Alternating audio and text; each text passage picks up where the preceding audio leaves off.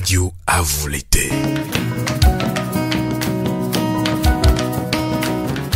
Interview, analyse, débat sur la situation politique et culturelle africaine sur Radio à vous l'été.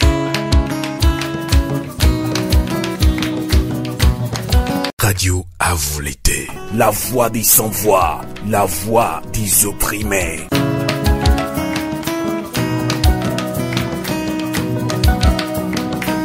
Radio à vous l'été. La voix de la résistance du peuple togolais. Bonsoir à mes auditrices, bonsoir à mes auditeurs. Merci de choisir Radio à vous l'été, la voix de la résistance du peuple togolais pour vous informer sur le combat démocratique que mène le peuple togolais depuis plus de 25 ans. Dimanche dernier, et à 48 heures des manifestations de 3 jours annoncées par la coalition des partis politiques au Togo, notre rédaction a appris qu'à Bafilo, tout comme à Sogolé au nord du Togo, les jeunes seraient tabassés par des militaires alors que ces jeunes faisaient un footing de masse. Comment comprendre cette attitude des militaires? Nous en parlons tout de suite avec notre invité depuis Kara, Agouzou Ricardo, président de la Fédération du Mouvement des Jeunes Démocrates, FJD. Agouzou Ricardo, bonsoir et merci de nous accompagner en ligne depuis Kara. Bonsoir Monsieur Amos, bonsoir aux auditeurs de Radio Canal K en Suisse. Eh bien, vous qui êtes proche de ces mouvements des jeunes Togolais qui aspirent au changement, qu'en est-il exactement à Agouzou Ricardo de ce qui s'est passé dimanche dernier à Bafilo et à Sokodé? Merci pour la question.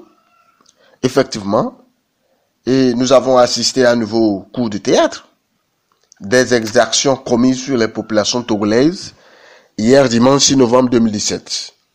C'est incroyable ce que aujourd'hui nos populations vivent. Enfin, nous disons que notre pays, le Togo, s'est plongé dans l'autoritarisme. Nous n'avons plus des règles du jeu de la démocratie. Aucun signe de la démocratie à l'heure actuelle dans les actes de nos gouvernants. Vous comprenez que les jeunes se sont organisés comme d'habitude pour un footing. D'ailleurs, ce qui se fait dans les autres villes. Et la réponse du gouvernement est de passer à la terreur et aux violences physiques sur les populations sans distinction d'âge.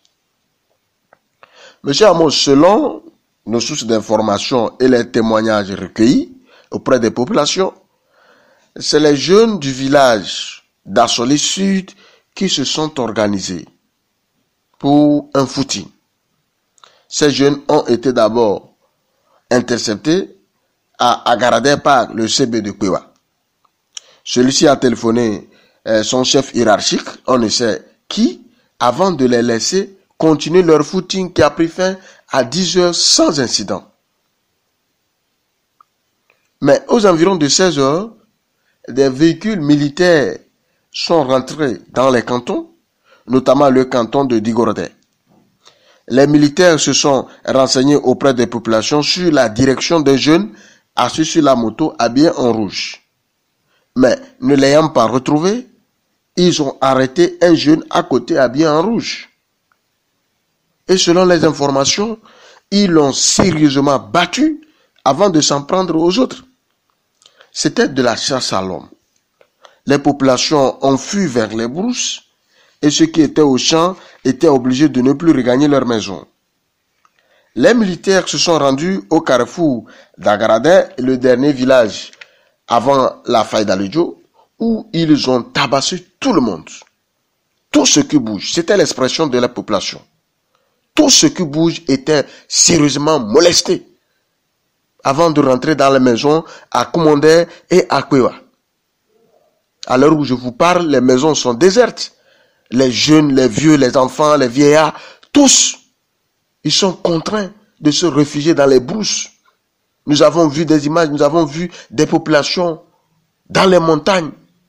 La situation actuelle vraiment est alarmante.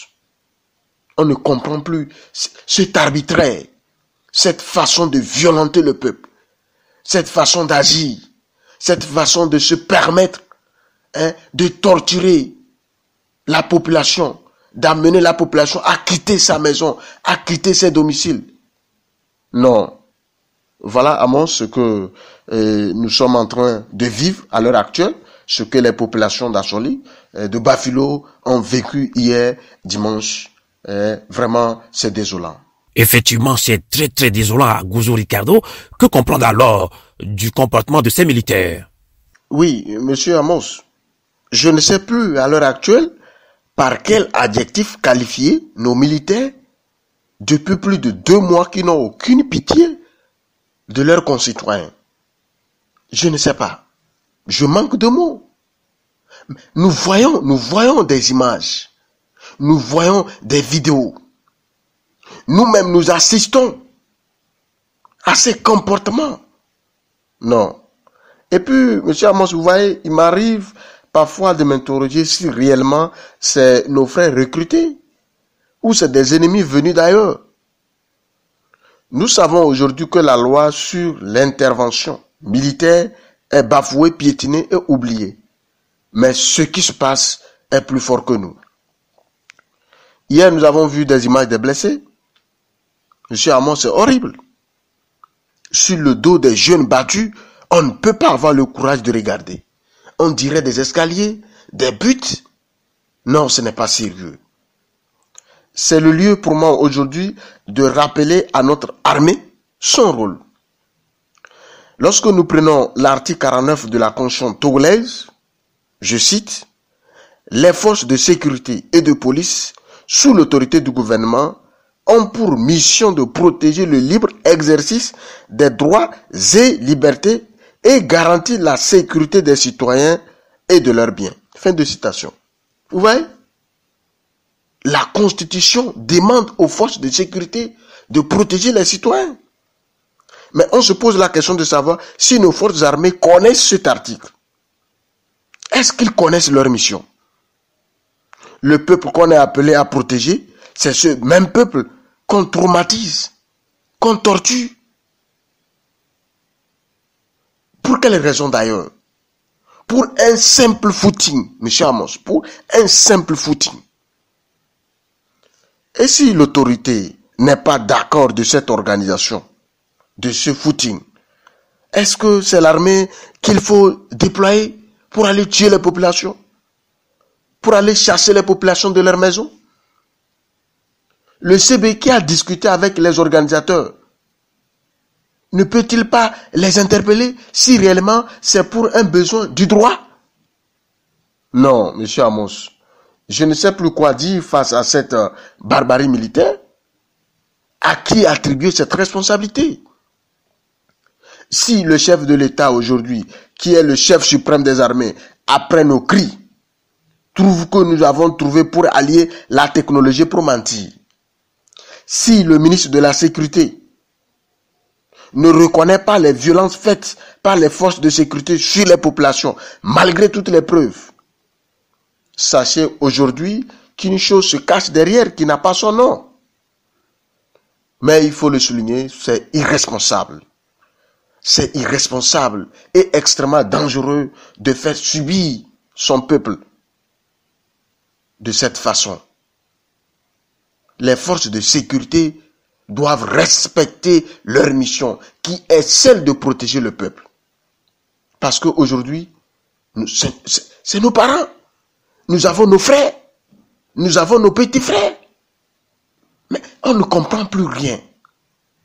Est-ce que nous sommes dans la jungle où le plus fort a toujours raison? Est-ce que c'est normal?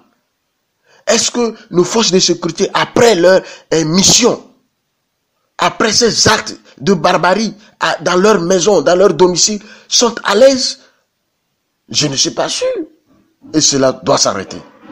Cela doit s'arrêter une fois de bon, parce que trop c'est trop. Trop, c'est trop. Beaucoup de Togolais en ont ras-le-bol et veulent un changement démocratique au Togo. À Gouzo Ricardo, Sokodé, Bafilo surtout sont assiégés par des militaires bien armés depuis plusieurs semaines. Les populations de ces localités doivent-elles s'attendre à de nouvelles répressions des forces de l'ordre? C'est malheureux si le gouvernement reste dans cette dynamique. Monsieur Amos, permettez-moi de préciser quelque chose à notre gouvernement, qui fait le malin de ne pas être touché par les braises que nous lançons à travers les mobilisations fortes auxquelles il ne s'attendait pas.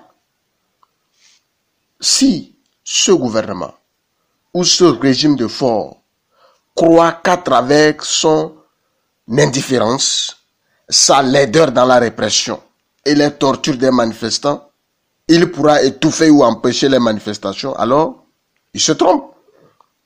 Et il sera lamentablement surpris. Alors, pour quelles raisons Sokodé et Bafilo doivent subir des répressions? Ces villes ne sont pas inscrites sur la carte du Togo? Monsieur Amos, retenez que c'est de la haine, la jalousie ou encore la rancune contre ces villes qui se mobilisent et qui font une démonstration de force qui n'accorde aucune place à ce régime. Je crois que la semaine dernière, le gouvernement togolais, quelques partis politiques de l'opposition, des organisations de la société civile et des autorités sécuritaires ont élaboré de manière consensuelle les mesures devant régir dorénavant les manifestations pacifiques au Togo pour éviter les affrontements survenus dans le passé. Donc, je ne suis pas encore sûr et je ne crois plus à une quelconque répression des forces de l'ordre si le gouvernement est sincère dans ses engagements. Mais le comportement des militaires à Bafilo hier nous interpelle très fort. Ça nous amène à encore réfléchir. Qu'est-ce que ces gens préparent pour nous? Où est-ce qu'ils veulent nous amener? Qu'est-ce qu'il y a dans la tête, dans la mentalité de ce régime? Mais pense-t-il par force gouverner à vie? Pense-t-il gouverner sans citoyens? Ce n'est pas sérieux. Quand on a envie que son peuple meure, quand on a envie que son peuple quitte le territoire, on va gouverner qui? Vous comprenez que ce n'est plus intéressant. Le jeu n'est pas intéressant. Le jeu n'est pas intéressant. La politique, c'est le combat d'idées. Ce n'est pas la force, ce n'est pas la musculature. Non. Vous voyez comment les militaires peuvent, au nombre de 10, rester sur un seul individu par terre, le bastonner comme si c'était... Non. Qu'est-ce que cela signifie? Même un criminel ne subit pas ce sort. Nous le savons, la loi protège même les criminels. Un voleur, un braqueur, lorsque la population l'arrête, il est sauvé par les forces de l'ordre. Nous le savons et c'est le droit de l'homme. Mais si c'est le gouvernement lui-même qui fait subir ceci à son peuple, on se pose beaucoup de questions. Et donc, les organisations de défense des droits humains, après cette décision du gouvernement avec les organisations de la société civile et des partis politiques sur les manifestations pacifiques, doivent interpeller le gouvernement sur ces actes que nous avons enregistrés à Bafilo. On doit comprendre ce qui se passe. Pourquoi? Pourquoi cette réaction des militaires dans la ville de Bafilo hier? Pourquoi? Donc tout ceci devrait être réglé avant demain pour la marche, en réalité. Et que le gouvernement doit encore une fois se ressaisir. Parce que c'est important de vivre ensemble. Et le vivre ensemble ne demande pas ces actes de sabotage, ces actes d'humiliation, ces actes de traumatisme. Eh bien, tout Togolais épris de paix et de liberté peut comprendre votre indignation à Gouzou Ricardo. Là, sous pression internationale, Fogna Singbe lève l'interdiction de manifester en semaine. Et plus de 2 mois de manifestations soldées par des morts et des blessés, des Togolais sont impatients de voir vite tomber ce régime sécantonné qui s'entête. Finalement, la rue aura-t-elle raison sur Fogna Singbe, vous croyez, à Gouzou Ricardo? Exactement, monsieur Amos. Oui. La rue aura raison sur Fogna Singbe.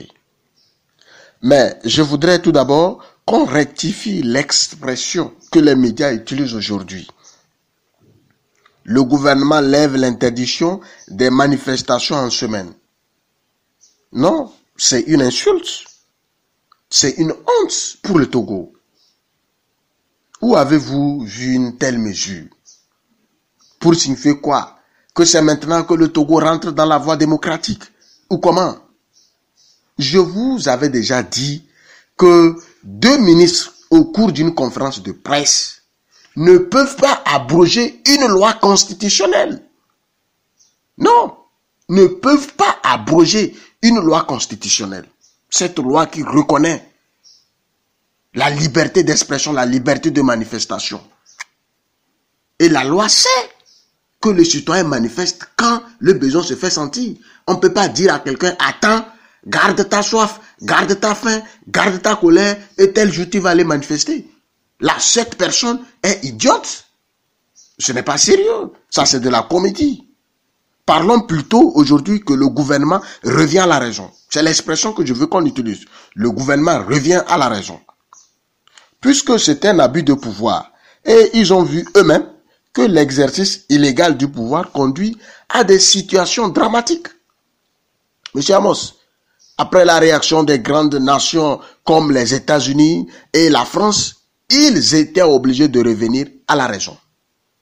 Donc aujourd'hui, nous disons que c'est déjà une victoire, car c'est la résistance qui a donné ce résultat. Les pressions sanglantes et l'acharnement des militaires sur les populations montrent aujourd'hui que la rue est en train de bouger les lignes. Ça c'est clair. Vous avez vu des ministres faire les tours des médias, ce que nous n'avons jamais connu dans ce pays. Un congrès qui s'organise dans la précipitation.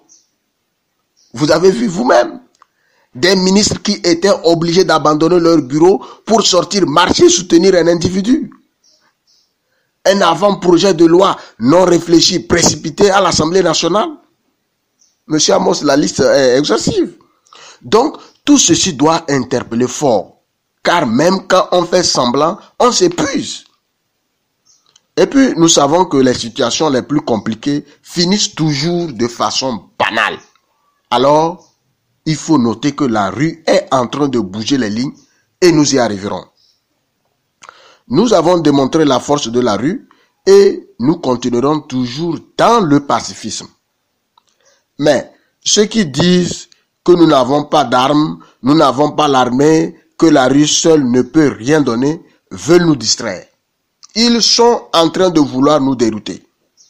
Nous connaissons tous et nous savions tout ceci avant d'opter pour les marches pacifiques les mains nues.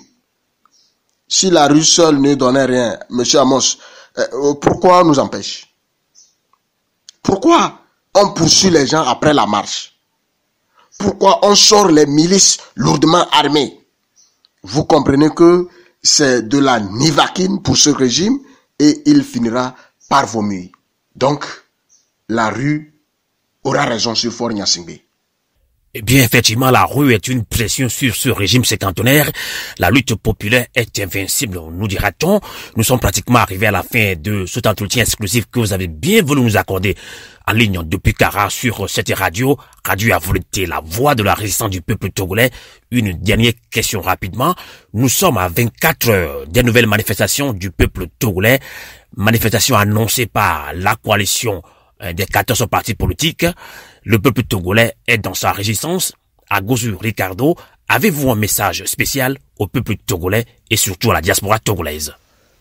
Merci monsieur Amos. Je renouvelle mes sincères remerciements à la diaspora dans son ensemble. La diaspora togolaise qui a tout donné dans cette lutte. Vous savez, à travers elle, tout le monde a connu le Togo. Tous les pays les plus reculés. Le monde entier a reconnu notre pays, le Togo. Le monde entier sait ce que nous vivons. Le monde entier sait et connaît ce qui nous gouverne et comment il nous gouverne. Donc, la diaspora a su attirer les yeux du monde entier sur le Togo et aujourd'hui, je crois que c'est déjà une victoire pour nous.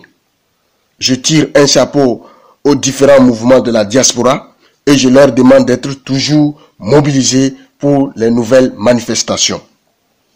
Au peuple togolais dans son ensemble, nous continuons à encourager les populations traumatisées, ceux qui sont dans les brousses, ceux qui sont contraints de quitter le pays, de ne jamais baisser les bras, de rester toujours dans l'espoir, car la victoire est très proche.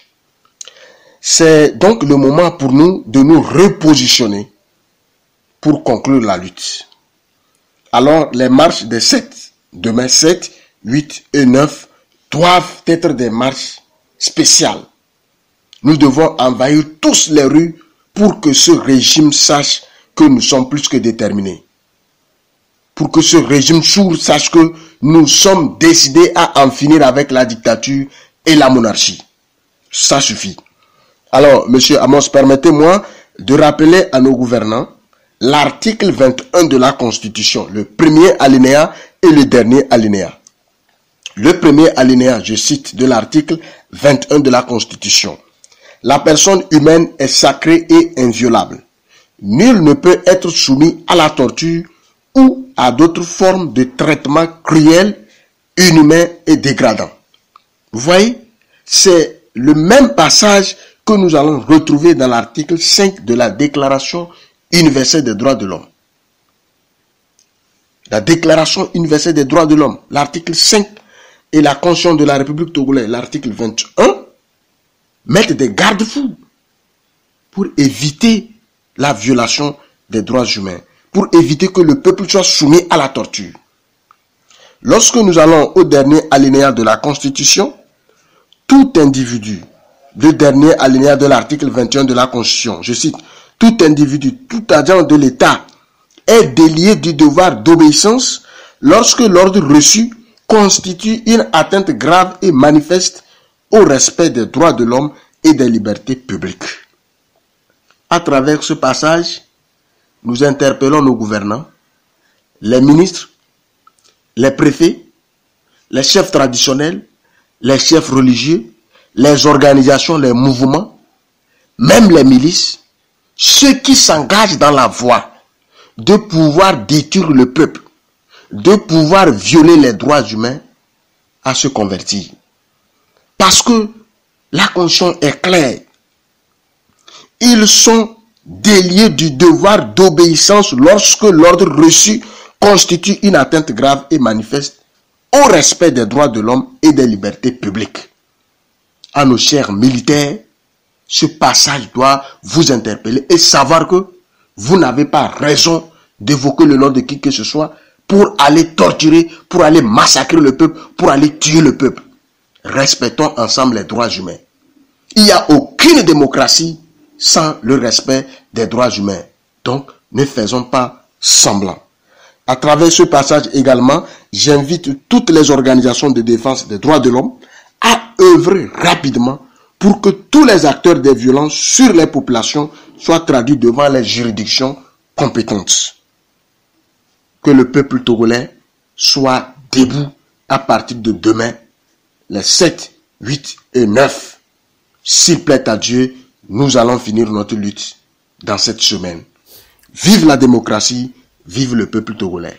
En tout cas, à Gouzo Ricardo, merci, je rappelle à nos fidèles auditrices et auditeurs branchés sur Radio Avouleté, la voix de la résistance du peuple togolais, que vous êtes président de la Fédération du Mouvement des Jeunes Démocrates, FJD. Merci et bonne continuation du combat. La lutte continue et nous sommes toujours en résistance avec ce peuple togolais sur votre radio Avouleté, la voix de la résistance du peuple togolais. Merci et bonsoir. C'est à vous le merci.